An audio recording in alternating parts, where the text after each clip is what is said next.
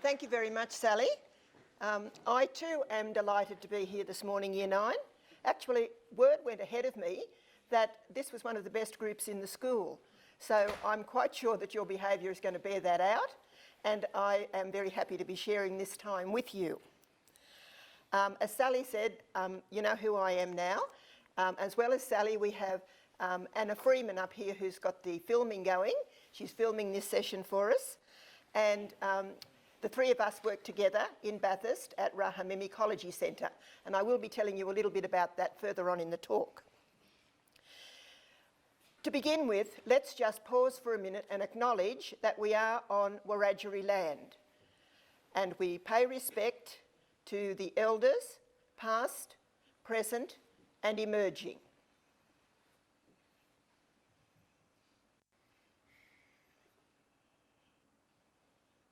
Now, 2 questions before we begin. How many of you are Macaulay House people? Well, we've got a good sprinkling of Macaulay representation here. Why is that important to me? Anyone? Why am I interested in Macaulay House? Because Catherine Macaulay was the foundress of the Sisters of Mercy. Catherine Macaulay is represented here today by this doll. And she's dressed differently from all the other dolls because up until she was, I think it was 41, somewhere in middle age, that she founded the Sisters of Mercy. But she'd already been doing the works of mercy all her life. As you know, the story with Catherine was she gave her whole fortune to helping the poor in Dublin back after the Industrial Revolution, providing education, health and welfare. So she's dressed in the dress of the fashionable ladies of the time. She was only a Sister of Mercy for 10 years after she started the Sisters of Mercy. So that's why she's a bit different from the rest. You can have a closer look at her later if you want to. Now, put your hand up if you've ever seen a nun, a real nun, before. Oh, there's a few of you seen real nuns. Of course, you've got real nuns here in Orange, haven't you? You've got, what are the nuns, who are the nuns that you've got here in Orange? The Sisters of Charity, the sisters who wear the Indian sari, the blue and white. And you've seen other sisters as well. All right, well, 20 years, Catherine founded the Sisters of Mercy in 1831. They came to Perth in 1846, so that's not long, only 15 years after they got started. In Ireland, they came to Australia, and 20 years after that, in 1866, they came to Bathurst. I took my final vows as a Sister of Mercy in 1966. That was exactly 100 years since the first 7 sisters arrived in Bathurst. I've been a sister, therefore, for almost 60 years. So I'm younger than I look. I come from Orange. I went to school at Santa Maria College, and I was taught by the Sisters of Mercy all through my schooling. The whole school, kinder to leaving, fitted into what was the Sacred Heart Infant School on Byng Street. You know the one I mean? Where the kinders and the little kids go now still. But it was the only building on that whole block. No Macaulay Primary, nothing else. It was just that one building, and the whole school, from kinder to what would be now Year 12, fitted into that one building. And all of my teachers, as I say, were Sisters of Mercy. From the time I started school till the time I left school, it was only sisters who were teaching me. Now I'm going to tell you about my story because my story fits in with the history of your school and also the history of the Catholic Church in the Bathurst Diocese. And this is all part of that unit that you do in Year 9. Now, I'm standing in this photo with my brother Michael. Now, you might remember him as Mr. Powell. He was a maths teacher here at James Sheahan who died last year. Did he teach any of you? He was the man who used to have the crutch when he was out on the playground. So he was my brother Michael. He was 8 when I left home to begin my training in Bathurst as a Sister of Mercy. And when I returned to Orange as a teaching sister at Santa Maria College some years later. By that stage, the boys from De La Salle, whose school was down in Summer Street, and the girls from Santa Maria had all become one school in the last 2 years of school, 11 and 12. And that was the beginning of the merger of these two schools that eventually became James Sheahan. I taught Michael English in years 11 and 12. So now to begin the story of the Sisters of Mercy coming to Bathurst and what they did when they got here. Who were these first 7 Sisters of Mercy? They were Mother Mary Ignatius Croke, Sister Mary Stanislaus Duffy, Sister Mary Evangelist Bowen, Sister Mary Agnes McSweeney, Sister Mary Gertrude Sheahan, Sister Mary Joseph Murphy, and Sister Mary Patrick Daly. They were the first 7 to come from Ireland to Australia and Bathurst in Australia. Now a little bit about some of them. They came from Charleville, which is in County Cork in Ireland. That's down in the southern part of Ireland. Mother Ignatius was the superior. She'd become a Catholic and joined the Sisters of Mercy in her mid-30s. She came from a well-to-do Protestant family, Irish Protestant, because you know at that stage you had the Irish Protestants and the English Protestants and the English Catholics in Ireland. And she came from the Charleville convent. They all came from the Charleville convent because what used to happen was that one convent would be established, and when it was well established and they've got their works going, they'd split up and send some of those sisters out to start another convent. Well, these sisters left their Charleville convent and came to Australia, and I'll tell you about how that happened in a minute. Sister Stanislaus, Evangelist, Agnes and Gertrude were volunteers from the Charleville community. And there were 2 other lay ladies, young women in their 20s, Miss Murphy and Miss Daly, who when they heard that the sisters were going to come to Australia, they asked to join the convent so that they could come with them. And they became Sister Joseph and Sister Patrick. Sister Stanislaus was a musician and a good business manager. And Sister Agnes was the oldest of the group, and she was a clever, experienced teacher and school principal. Sister Gertrude at 24 was the youngest of the group, and she became an excellent teacher and later the Mother General of the Bathurst Sisters of Mercy. She was a tall, imposing woman, but very gentle, and everybody loved her. So why did they come to Bathurst? They came to Bathurst at the invitation of Bishop Matthew Quinn. Do you know who our bishop is at the moment? Know the name of our bishop in Bathurst now? He's about the 9th bishop of Bathurst, I think, 8th or 9th. Bishop Michael McKenna. Well, back then, you're right on the ball this morning, good on you. Back then, the bishop was the first bishop of Bathurst because the diocese has only been set up the year before, and his name was Matthew Quinn. And he asked the sisters to come and help to establish and staff the Catholic Church in Australia. Now this is 1866. The first settlers came to Australia in 1788.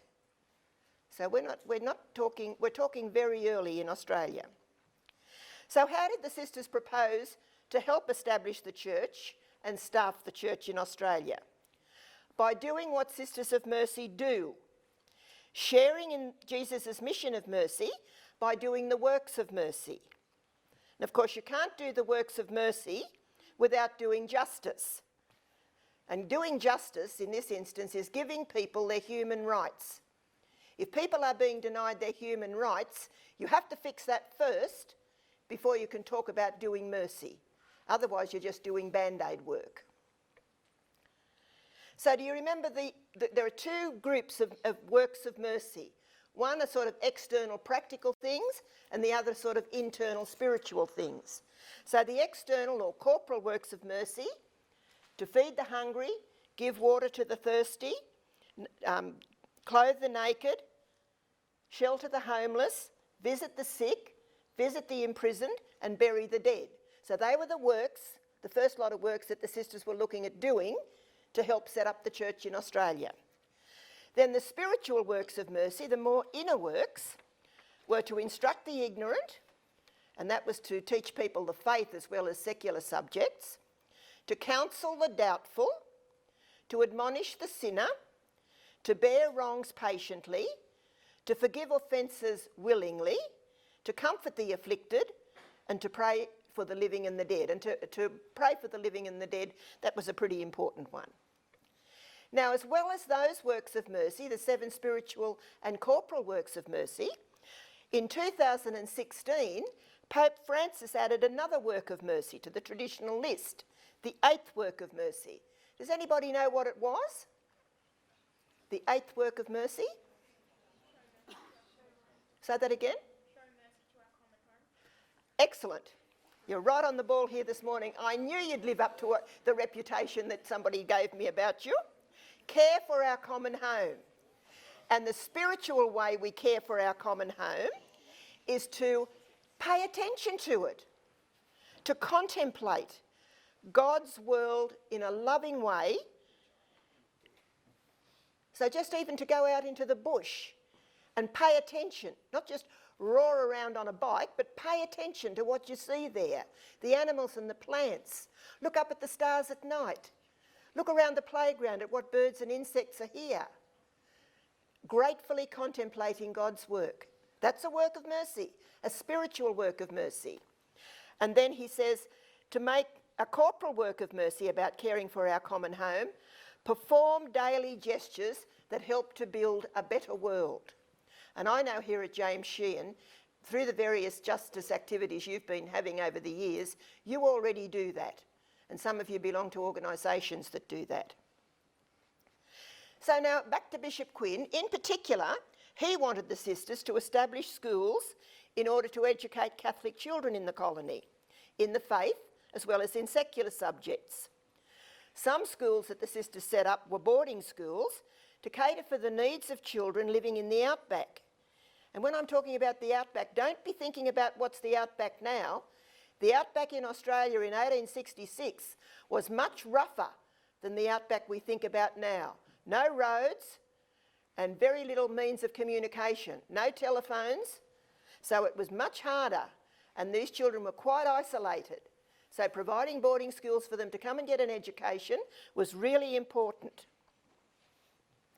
He also wanted them to set up orphanages because there were a lot of children in those early years who found themselves orphaned and neglected. And as many of the adults were Irish Catholics, he wanted the sisters to support them in their faith and assist them to meet other practical needs. And in return, the people looked after the sisters, making sure they had food on the table and a roof over their heads. Because they didn't have a whole lot of money. Nobody had a whole lot of money at that stage. So most of the payment of the sisters was in kind, like giving them a chicken or vegetables or something to help with the household, rather than money. So where did these first 7 sisters come from? Well, as I said earlier, they came from Charleville in County Cork, Ireland. Bishop Quinn and most of the priests in Australia at that time were Irish. Have we got any Irish priests left now? They didn't come in 1866, but do you know any of the Irish priests here in the diocese? How about Father Pat Rowan? He's Irish. Do you know him? And we've got Father Joe Dooley in Bathurst. But I don't think we've got very many more Irish priests left at the moment. The Bathurst diocese had only been set up 1 year before, in 1865. And the diocese extended, now you think where this is on the map. The diocese extended from the Murray River down in the south on the border with Victoria to Queensland, and from the Blue Mountains to the border of South Australia. So it was most of the state of New South Wales, except the coastal area, which was the Diocese of Sydney. So it was a very big area. And how do you think the priests got round to say Mass? On a horse or in a horse and buggy? That's all that was available by way of transport. When the sisters arrived, there were 6 priests, 10 churches, 6 Catholic schools, and a Catholic population of 13,000 in that whole New South Wales area. So Bishop Quinn appealed to the Charleville Sisters of Mercy in Ireland to come and work in his diocese in Australia. Why did he choose the Sisters of Mercy? Because they were a new breed of nuns who were not bound by the rule of enclosure. Nuns before this time, before the Industrial Revolution, back in the 19th century, nuns lived in convents and they didn't come out of their convents. Some of them taught school, but you had to go to the convent to school. They didn't leave their convent to come out and teach you. But Catherine Macaulay said, no, I want my nuns to be able to go out into the community and meet the people, find out their needs and work with them in the community. So the bishops immediately thought this would be a great workforce for the Catholic Church in Australia and America, where there were so many new groups of people and new needs emerging. So they became very much in demand in the English-speaking world. 5 days after the sisters arrived in Bathurst, they started classes for girls with about 90 children of all ages. So they didn't take too long to unpack. They got going as soon as they got here.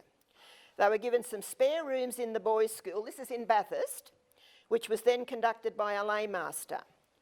After classes on weekends, they visited the homes of the children, instructed adults in the Catholic faith, sought out the sick and needy, and visited the hospital and the jail. And actually the jail was just over the road from where their convent was in Bathurst. And that's where Macadie Park is now, if any of you know Bathurst. 1 year after their arrival in Bathurst, they had enrolled their first boarder and taken in their first 2 orphans. And at that stage, they were all living together. There was no separation out of convent and boarding school and orphanage. That happened later. Now, how did the sisters get to Australia? Any questions before I go into this section? You happy to keep listening for a bit longer? Oh, hang on, there's a question here. Beg your pardon?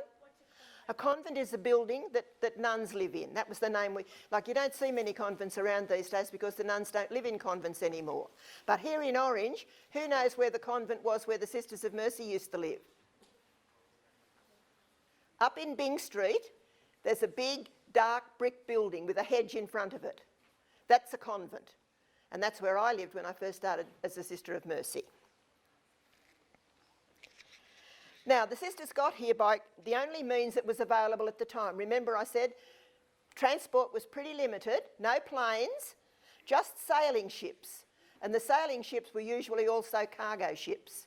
And it took 3 months on very rough seas to get from Europe, in this case Ireland, in the south. They used to leave from Cork, from Ireland to Australia. That was a massive trip.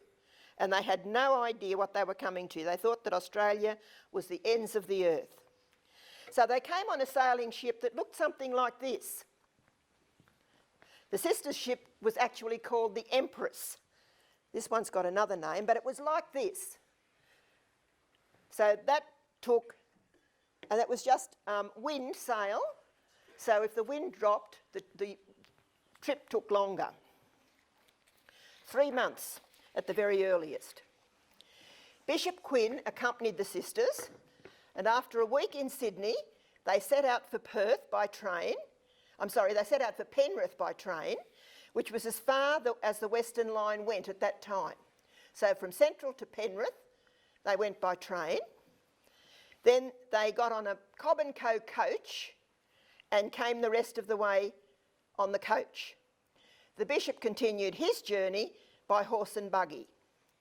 It was a long, hot, dusty and dangerous ride along the dirt track over the Blue Mountains, where the threat of attack by bushrangers was very real.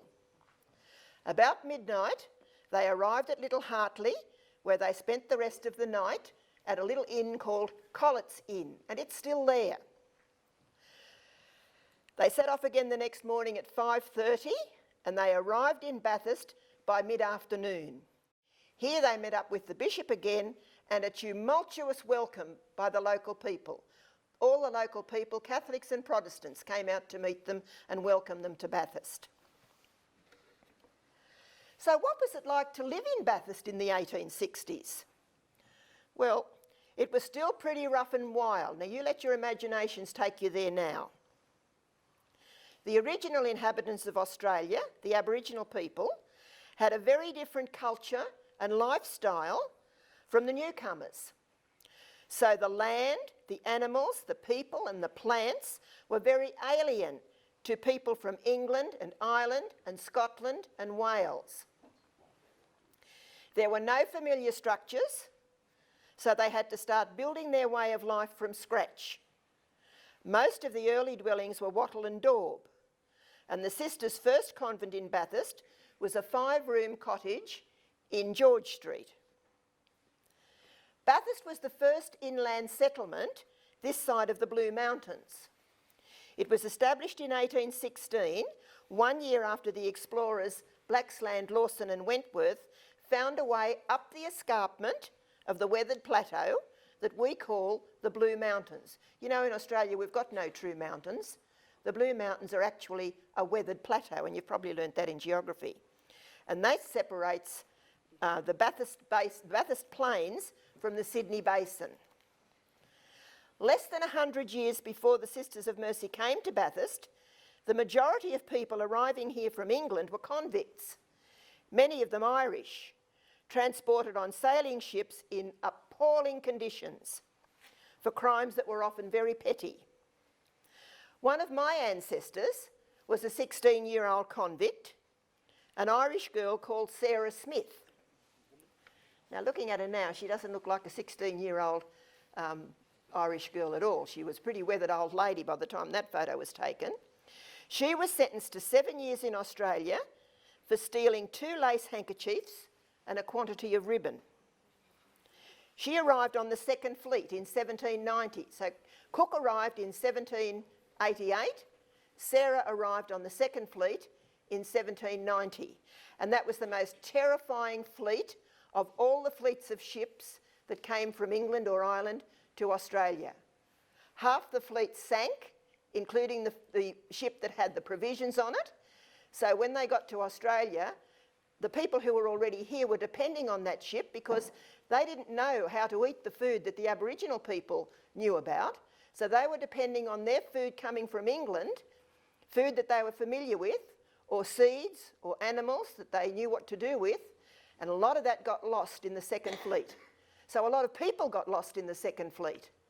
And I always feel very strong when I think of that 16-year-old Sarah, who was one of my ancestors about 7 generations back, who survived that terrible trip and got to Australia as a 16-year-old. Now you imagine again what it was like for a young girl to get here. The numbers of men in the penal colony far exceeded the number of women. So Sarah never got home again, even after the 7 years that she served. There was no way she was going to get home. She ended up marrying an ex-convict, who was also now my ancestor, of course, who became the first school teacher in the new settlement of Sydney. And together they ended up raising 10 children. He actually got the life sentence because he'd committed a much more serious crime. He'd held up a fisherman and his wife and daughter on their way to London to the fish markets at gunpoint with 2 other men. And so for their trouble, they didn't kill anybody, but for their trouble for even attempting that, they got the death penalty, and then it was commuted, as often happened, to life in Australia. So John knew that he was never going to get back to England again. And he ended up marrying Sarah, but actually when I was doing the family tree to find all of this, I couldn't find their marriage certificate for ages. And then when I did find it, it was the same year as their eldest children were getting married. And I was thinking that was extraordinary. But when I did a little bit more research, I realised there was nobody to marry people. They were mainly common law marriages that people entered into. And they didn't get married until some of their eldest children were getting married. And that was when a Catholic priest was here, Father Terry. And they all got married together. But some of those people who came here as convicts made out really well when they did get here and they were given their freedom. They then took the opportunities that were offered them and made a good life for themselves and their families. Now, just a little bit about Orange. The village of Orange was proclaimed in 1846 because obviously these two towns are just up the road from each other. But there was a small settlement here from about 1823. Does anybody remember what it was called? Blackman Swamp. Yes, good on you. Blackman after Constable James Blackman, who travelled through this area in the course of his work. He was the chief constable. Now, settlers followed the explorers looking for fertile land they could farm. Their hunger for land brought them into bitter conflict, as you can understand, with the Aboriginal people who were already living here. And they'd been living here off the land in their way, with their culture, for more than 60,000 years. The wars between the settlers and the Wiradjuri people became so fierce that the British government established martial law in the Bathurst region in 1824. And actually, that was a very sad period, that 12 months, because virtually what it did was give the the settlers permission to shoot on sight any Aboriginal people that they found in any area that the government or the military didn't think that they ought to be. So hundreds of Aboriginal women, children and men were slaughtered in that 1824. So we've got a very sad start to our history in this area, and a lot of healing and reconciling to do, which has just begun now. By the 1860s, the population this side of the Blue Mountains had increased because of more government land grants becoming available and gold having been discovered. Where was gold discovered around these areas? Where? Ophir and Lucknow. Good, okay. As well as settlers like farmers, shopkeepers and publicans, there were also ex-convicts, some of whom didn't get ahead but actually became bushrangers and criminals. There were murders, public hangings and public floggings. So this is the environment that the sisters came into, being expected to help in some way these people who were just suffering, whether they were black or white. There was a lot of suffering in Australia, in this area where the sisters came in 1866. The town of Bathurst began to boom with the gold rush, and Bathurst became the first gold centre of Australia. People who struck rich in the gold mines around Orange would transport it to Bathurst and then Sydney. The mail and gold transport coaches became an obvious target for who? Bushrangers, that's right. Now, do you know of a bushranger who worked in this area, if I can say worked? No, Ned Kelly was further south. Another famous bushranger from this area. Ben Hall, yes. Ben Hall was a Catholic, mind you, and he became a notorious bushranger, but he was married in St Michael's Church in Bathurst in 1856. In 1863, a gang of 5, including Hall, raided Bathurst, robbing a jeweller's shop, bailed up the Sportsman's Arms Hotel and tried to steal a racehorse. He was shot and killed near Forbes in 1865. So the year before the sisters came, Ben Hall was shot up near Forbes, and I visited his grave. It's very sad really, it just says Ben Hall, shot 1st of May, 1865. So it was still a pretty dangerous environment that the sisters came into, and they usually went out in twos. They didn't even though they could go out in ones, they used to venture out in twos most of the time. So what was the life of a Sister of Mercy like in the 1960s when I entered the convent to become a Sister of Mercy? My life in 1966 was almost identical with the life of the sisters, those first 7 sisters who came in 1866. I wore a nun's habit, like the 7 sisters here. That's what I looked like, or the sisters on the screen. And I lived in that Byng Street convent that we talked about earlier, with a community of about 20 other sisters. I was given a new name. My new name was Sister Mary Emmanuel. I probably taught some of your mothers and fathers. I followed a strict daily timetable, which began with the bell to rise at 5:30 in the morning and another bell to retire at 9 o'clock at night. We prayed together and went to Mass together in the convent chapel or the parish church. Most of us were teachers in the schools. We had a small hospital in Forbes and a large orphanage in Bathurst. So this is in 1966 now. And both Bathurst and Orange are already at this stage thriving communities. Later, we also had responsibility for Patrick Children's Home in Orange. Remember, it was first of all, you wouldn't remember this, but it was a boys' home to start off with, and then the girls were brought together with their brothers as well, which was a much better way of doing things. All of us shared the housework and the gardening, but some sisters, called lay sisters, looked after the laundry and the cooking. These were the years after the Second World War, and many men were homeless or on the road looking for work. Each morning they'd line up at the back door of the convent, and the lay sister would give them a package of sandwiches and a bottle of tea to help them on their way. The music teachers were our main source of income. When we weren't at school, much of our day was spent in silence. If we visited a family in their own home, we couldn't eat or drink with them, but had a special table set up in a separate room. All of this was because the spiritual meaning of a vocation to religious life at that time was about withdrawing from the world in order to live a life of holiness. So that's what you were doing when you responded to a call, a vocation to religious life. Local girls, like myself, joined the Sisters of Mercy, as well as other orders of religious women, and local boys became priests or brothers. We were the workforce of the Catholic Church in Australia up until the Second Vatican Council. It was considered a privilege to have a nun or a brother or a priest in the family, and they were highly respected and often put on a pedestal by family and the local community. So it was a hard life, but it was a very respected life to be a sister or a priest or a brother.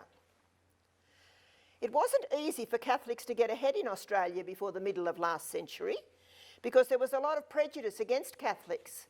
Hard to think about that now, but there was a lot of prejudice and Catholics were stopped from having certain jobs or doing certain things. So the church set up its own organisations to support its members. There was the Holy Name Society for the men and the Sacred Heart Sodality for the women, and my mum and dad were in those two sodalities. Children of Mary for the girls, and I was a child of Mary. Catholic Young Men's Society for the boys. We had our own sporting groups and our own social groups. And the St Vincent de Paul Society looked after the poor. So as well as the big changes that had happened in things like transport and communication, social activities had also developed during that time. To entertain a mixed marriage with someone who wasn't a Catholic required special permission and carried the penalty of not being able to have the marriage ceremony in front of the altar. So my Catholic uncle and my Anglican aunt had to be married behind the altar in St Joseph's Church because they were a mixed marriage and you weren't allowed to be married in front of the altar if you were a mixed marriage. And Catholic parents who send their children to a public school did so under pain of mortal sin. So things were very strict at that stage because Catholics believed that only people who were Catholics could get into heaven. So babies were baptised as soon as possible after birth, and a lot of effort was put into converting non-Catholics to Catholicism. There were catch cries around at that stage like, "It's the Mass that matters," and "the family that prays together stays together." And so lots of families, including mine, used to say the rosary together after tea each night. And my father was a great prayer, and he used to end up putting so many trimmings on the rosary, the trimmings got longer than the rosary itself. As well as Mass, there were novenas in honour of Our Lady and various saints, and monthly benediction and adoration of the Blessed Sacrament, as well as Eucharistic processions around the streets. We had to fast from midnight, the night before receiving Holy Communion, and confession, or the sacrament of reconciliation on a Saturday afternoon, was as regular a commitment as basketball. Fundraisers like the Catholic Bazaar, weekly bingo, school fetes and the Catholic Ball were the high points of Catholic community life. Okay, so the church and the sisters that I joined in 1966 were pretty much like the church when the first sisters came in 1866. Not much had changed, but all of a sudden everything changed. And why did that happen? Society changed in the 1960s. The Vietnam War protests challenged authority. The women's movement started for the dignity and equality of women. The Cold War between communism and capitalism, mainly Russia and the United States, and the threat of nuclear annihilation hung over the world. The divide between the rich and the poor in developed and developing countries widened. Teenagers were invented, and genes. There wasn't a category called teenagers when I first started teaching. You were just children, and then you were adults. But in the 1960s, this new category was announced or was developed gradually, called teenagers. Rock and roll and genes appeared on the scene, and new technologies and TV advertising began to reshape the way we lived and worked. Mass media turned the world into a global village, and in the midst of all this change, the church, which placed value on tradition and stability, hadn't changed much in 500 years. So the church was starting to get out of touch with the society that it was situated in. So in 1959, that was my last year at school, that was the year I did the leaving, Pope John the 23rd convoked the Second Vatican Council.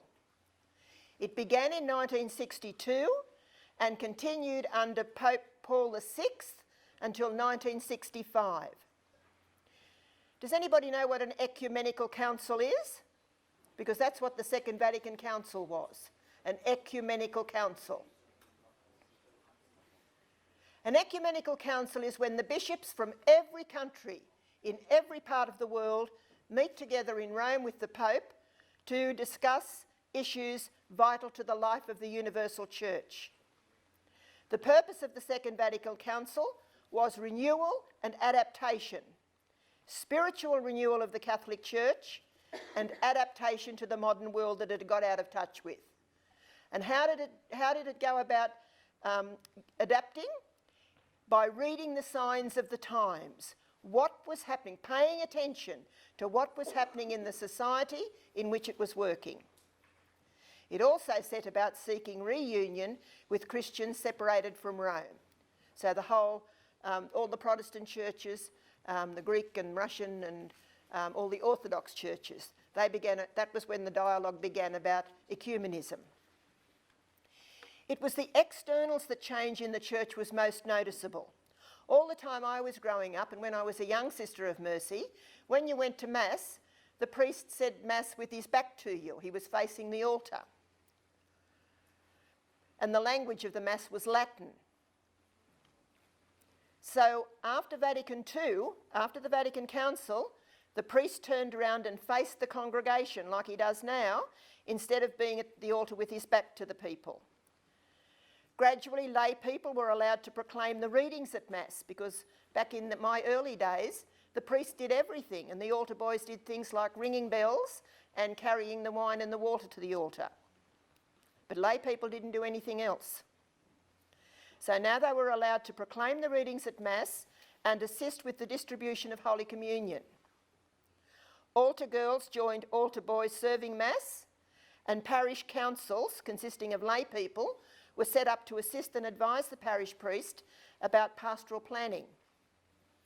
Catholic people took advantage of opportunities to become better educated in theology, spirituality and scripture. So that was the church in general and society in general, which was a whole lot of turmoil going on. What was it like then being a Sister of Mercy in the 1960s? Well, my life as a nun changed dramatically after the Second Vatican Council. The spiritual meaning of religious life, remember, before that was withdrawing from the world to live a life of holiness. But now the spiritual meaning of religious life was go out into the marketplace and meet the Lord already there. That was pretty much the idea that Catherine had, but she still had to operate within the rules of the church at that time for religious life. So the rules and regulations changed. The habit was replaced by a secular dress, not all at once. First of all, we changed into a sort of a modified habit, not exactly like that, more like the ones in the picture there. But then gradually we moved into ordinary dress like any other woman. A small mercy cross and a silver ring are the distinguishing marks of a Sister of Mercy now.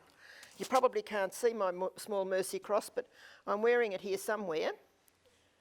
And a silver ring. They become the distinguishing marks of a Sister of Mercy. And you've got to look pretty closely sometimes to see if you're talking to a Sister of Mercy. So many sisters changed back to their baptismal name. Remember what my name was when I first joined the sisters? Sister Mary Emmanuel. Well, I changed back to my baptismal name, which was Patricia. But by that stage, I already had a nephew who was called after me, John Emmanuel.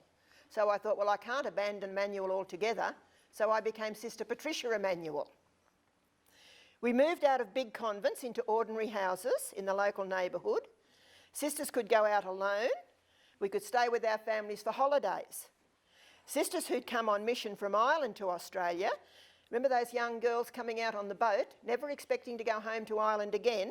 Well, they never ever got home to Ireland. In fact, sadly, many of them would have died of TB here in Australia. But back in the 1960s, the Irish sisters who were alive at that stage boarded a plane to visit Ireland and visit their families, and that was the first time that had happened in 100 years. We were encouraged to do what the church was encouraged to do, read the signs of the times and see what needs were not being met.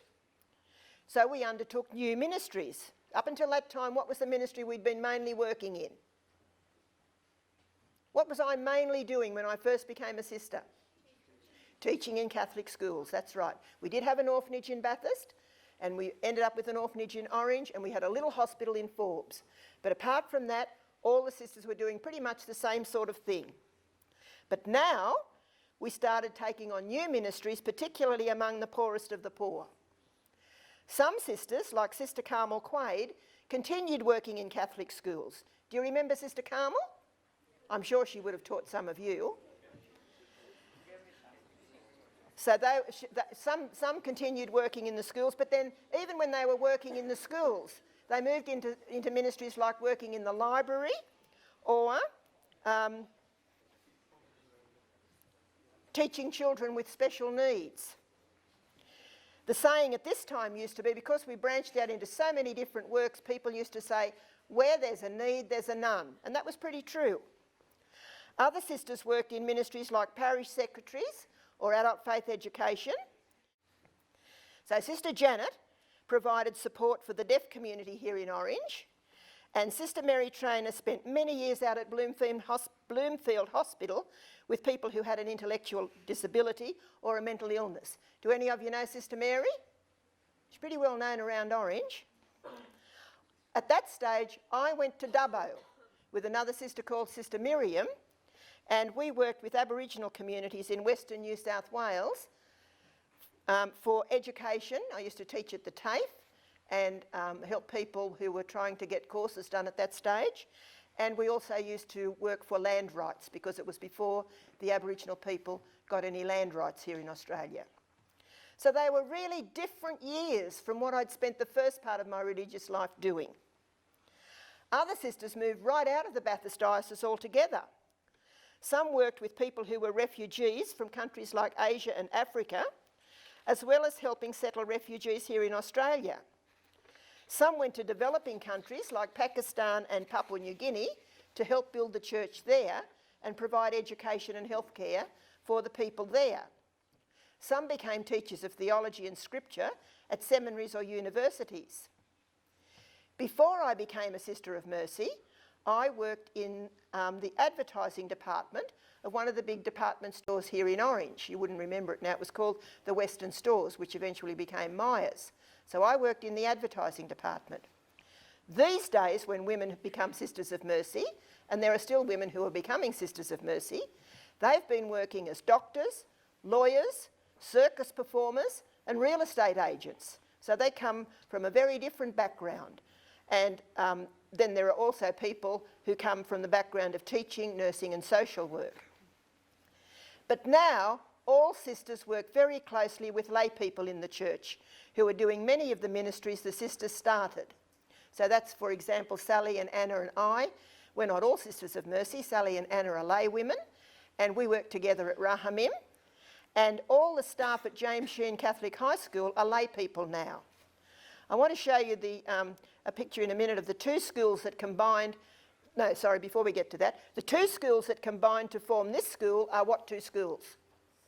Santa Maria was the girls' school in Orange, and De La Salle was the boys' school, that's right. Founded and staffed by the Sisters of Mercy and the De La Salle College, the De La Salle Brothers. The church that you're part of now is the church that was renewed and transformed by the Second Vatican Council. Now, when I was teaching here in Orange in the 1970s, nearly all the people on the staff, not here, but at Santa Maria, nearly all the people on the staff were sisters. When I left here at the end of the 1970s, I don't think there might have been one or two sisters left. So the coloured photo was what it was like when I left. This photo was what it was like when I first arrived. So in that short time, in 10 years, most of the sisters had moved out of the schools because things like government funding for teachers came in Catholic schools, and that meant the sisters could be released from the workforce that they'd been, and we were able to employ lay people to come into the schools while the sisters went out and did other things that were not being done at that time. What's my ministry or my work of mercy now? I work at Rahamim Ecology Centre in Bathurst. And as I've said earlier, Sally and Anna work there too. Rahamim is a Hebrew word meaning mercy. Rahamim is the name of the ministry that we do at Rahamim Ecology Centre. It's another one of the works of mercy that the Bathurst Sisters of Mercy began as a result of reading the signs of the times.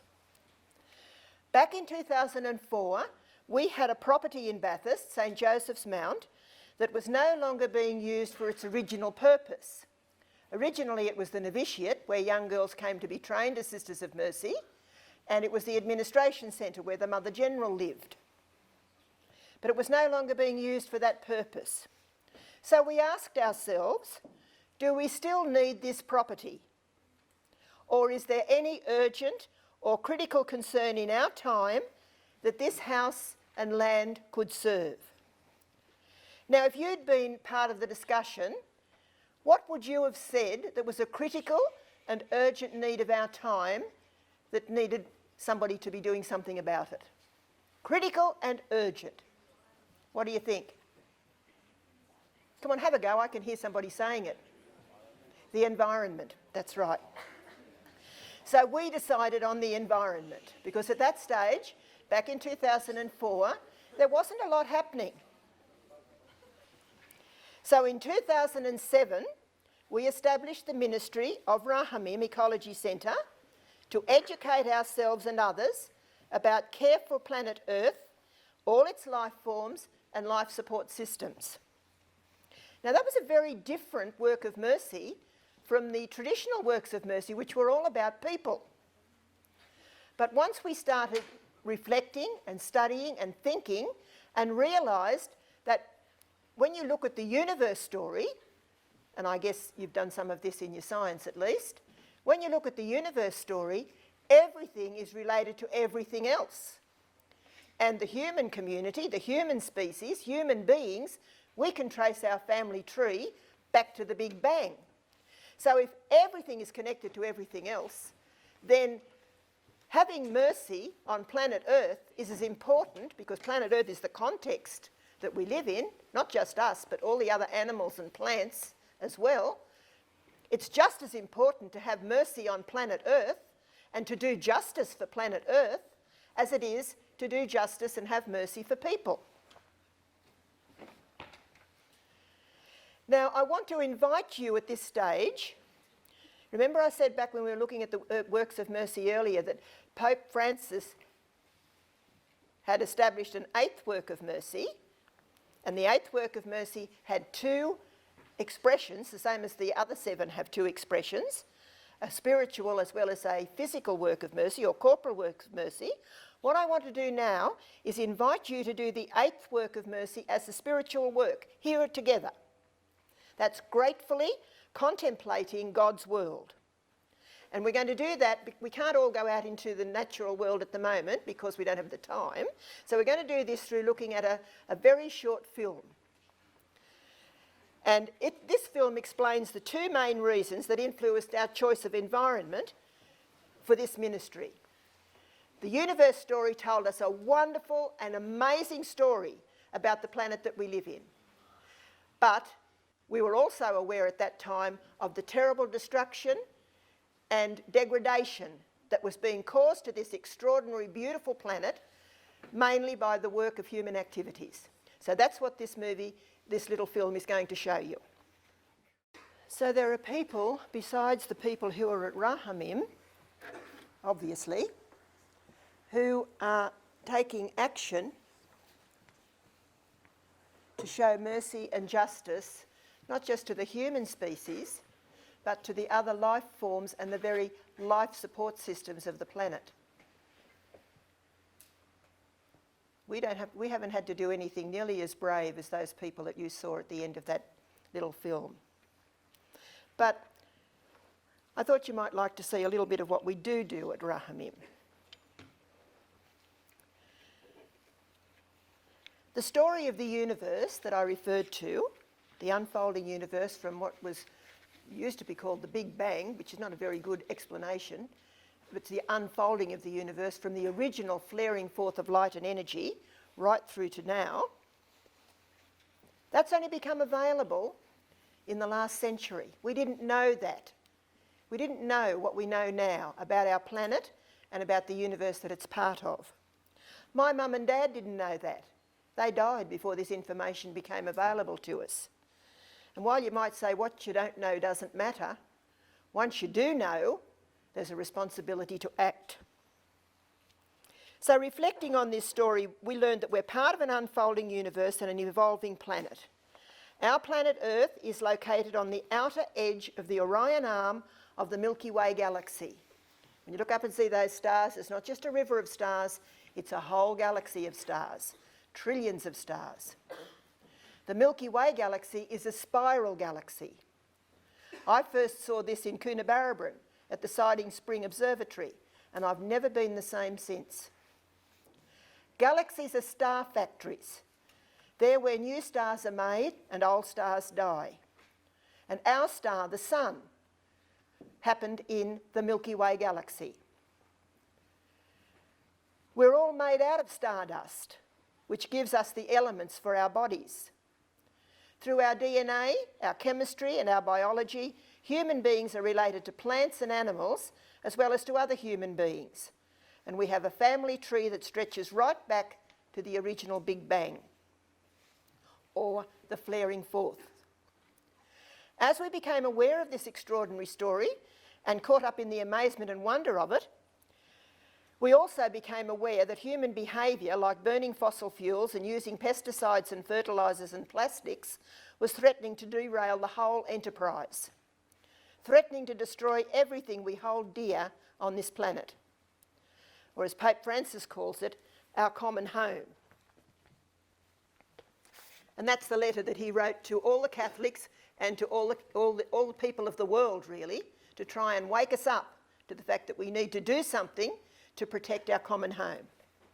Not just an optional extra, this is becoming really critical. Not only are the members of our own human species in need of mercy, but all species of plant and animal life and the earth itself. Her waters and atmosphere are being polluted, her soils are being degraded, her forests are being degraded, Plants and animals are being driven into extinction. Earth has rights too. Rivers, soils, forests and other species have rights. Justice is not only for human beings. So as well as writing that letter to the world, the Pope also proclaimed a new beatitude. You know the Beatitudes of Jesus in Matthew's Gospel, blessed are the poor in spirit, etc.? Well, he wrote 6 new beatitudes, and one of them is, blessed are those who protect and care for our common home. So the Sisters of Mercy and our lay colleagues like Sally and Anna have added this work of mercy to the other works of mercy that we do in the Bathurst Diocese, across Australia and Papua New Guinea and round the globe. Now the saying is, you can't have well people on a sick planet. So here's a little piece of the story of Rahamim Ecology Centre down in Bathurst. And when we finish this, we'll have the last quiz, and then it'll be over to you to go out into the world and do the corporal work of mercy, the 8th work of mercy as Pope Francis called it, performing daily gestures that help to build a better world and that help to care for our planet better than we've been doing it in the past. So thanks, Sally.